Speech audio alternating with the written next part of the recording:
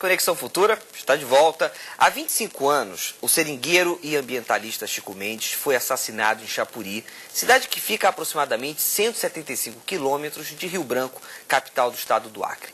Chico Mendes morreu por travar uma verdadeira batalha ideológica contra o desmatamento da Amazônia. De 1988 para cá, infelizmente, estamos acompanhando uma verdadeira devastação da floresta amazônica. Só para você ter uma noção, segundo o INPE, o Instituto Nacional de Pesquisas Espaciais, de agosto de 2012 a julho de 2013, 5,8 mil quilômetros quadrados de floresta foram destruídos. Isso é o mesmo que desaparecer com 4 cidades de São Paulo. O aumento foi de 28% em relação ao mesmo período do ano anterior. Vamos discutir esse assunto a partir de agora. Para isso nós trouxemos o Paulo Barreto, que é pesquisador da Amazon, e também o Dalto Valeriano, que é coordenador do programa Amazônia.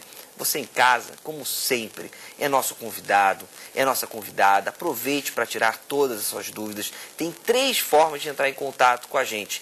Pelo nosso Facebook, pelo nosso Twitter ou ligando para a nossa produção no 0 Operadora 21 35 23 40 98. Seja muito bem-vindo, seja bem-vinda. Conexão Futura está no ar. Dalton, tudo bem? Tudo bom, tudo Boa certo. tarde, seja bem-vindo. Obrigado. Paulo, obrigado pela sua vinda. Obrigado. Quero começar perguntando o seguinte: o que é o desmatamento? Paulo. Então, geralmente as pessoas desmatam porque elas querem produzir alguma coisa na área que estão desmatando. Na Amazônia, a maioria isso é destinado à pecuária, ou seja, eles vão plantar pasto. Mas tem gente que faz isso também para sinalizar que ele está ocupando aquela área. Existe uma floresta, que é uma terra pública, e o governo não tem controlado bem essas áreas. Alguém diz, bom, eu vou me apossar dessa área e ver o que acontece no futuro. Ele está especulando, ele pode vender no futuro ou também começar a produzir se melhorar a infraestrutura naquela região. A forma mais fácil dele sinalizar que ele está ocupando, que ele é dono daquela área, é plantar pasto, que é o jeito mais fácil de fazer isso no começo. Estados como Pará, Mato Grosso, com devastações gigantescas, ou inclusive o Acre, que também teve devastações. Ou seja, por que tem estados que há mais, Paulo, devastações e outros que há menos? Mas ainda assim, há. Então, onde está acontecendo mais desmatamento são estados que têm um agronegócio mais forte, que tem uma vez que o preço de mercadoria agrícola aumentou nesse ano passado, você tem uma pressão maior para desmatar. Agora, essa pressão, ela depende também do que está acontecendo na floresta com as regras.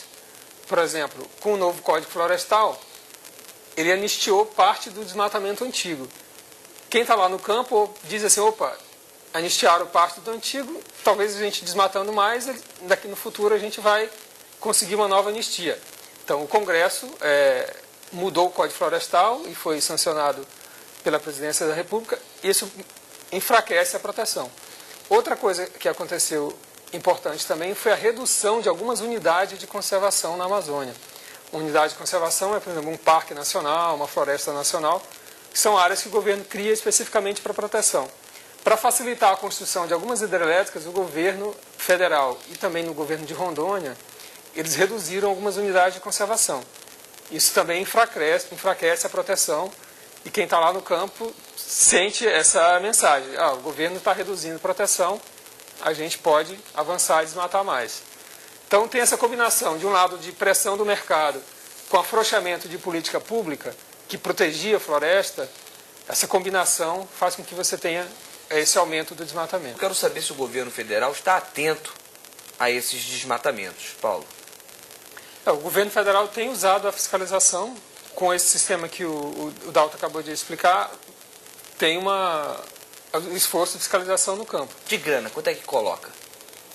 Eu não sei quanto cada ano o governo tem colocado, mas se você pensar em número de eventos que resultam em multas, nos últimos anos, entre 3 e 4 mil multas são aplicadas por crimes ambientais contra a floresta na Amazônia. É pouco? É pouco, não tanto esse volume que é aplicado, mas é muito baixo a arrecadação das multas. Então, os últimos estudos mostram que menos de 1% das multas são arrecadadas. Teve um tipo de ação que o governo fez, que foi muito mais efetiva, que foi chamada apreensão do boi pirata, ou seja, aquele gado que está sendo criado numa área que foi desmatada ilegalmente, inclusive dentro de unidade de conservação, o governo fez algumas ações e prendeu esse gado, confiscou esse gado. E uma das mais eficazes, ele conseguiu vender rapidamente, fez um leilão desse gado. E o desmatamento caiu rapidamente após isso. Isso foi feito em 2009, que foi muito efetivo. Depois teve mais alguns eventos desse tipo. A outra coisa muito importante que o governo fez foi fazer o embargo de algumas áreas. Então, ele faz um mapa daquela área que foi desmatada legalmente. Essa informação está disponível na internet. E se uma empresa compra produtos oriundos dessas áreas, elas também estão sujeitas às penas. Esse é um tipo de mecanismo que é efetivo. As multas, elas não têm sido tão efetivas quanto elas poderiam, porque o governo arrecada pouco. Agora, não dá para pegar tudo, como tem sido feito, e aí tem muita gente que confia que vai ficar impune. Vamos voltar... Diga, complemente. Tem uma outra coisa que o governo não faz ainda, que poderia fazer com muito mais força, contra o especulador, que ele tem uma área grande e não está produzindo, é cobrar um imposto chamado Imposto Territorial Rural, que ele foi feito justamente para combater essa especulação. Se ele cobrasse isso, esse imposto, fica muito caro para a pessoa ficar especulando com uma área aberta durante vários anos, produzindo quase nada. Só que no Brasil, a cobrança desse imposto é muito baixa. O próprio técnico da Receita Federal apontou que foi coletado apenas 6% do valor desse imposto em 2002. Então é muita baixa a arrecadação. Paulo, para concluir, que a gente está com o tempo super estourado.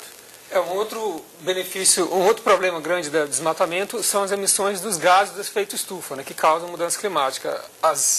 Nesses últimos anos, 1/3 das emissões foram por causa do desmatamento.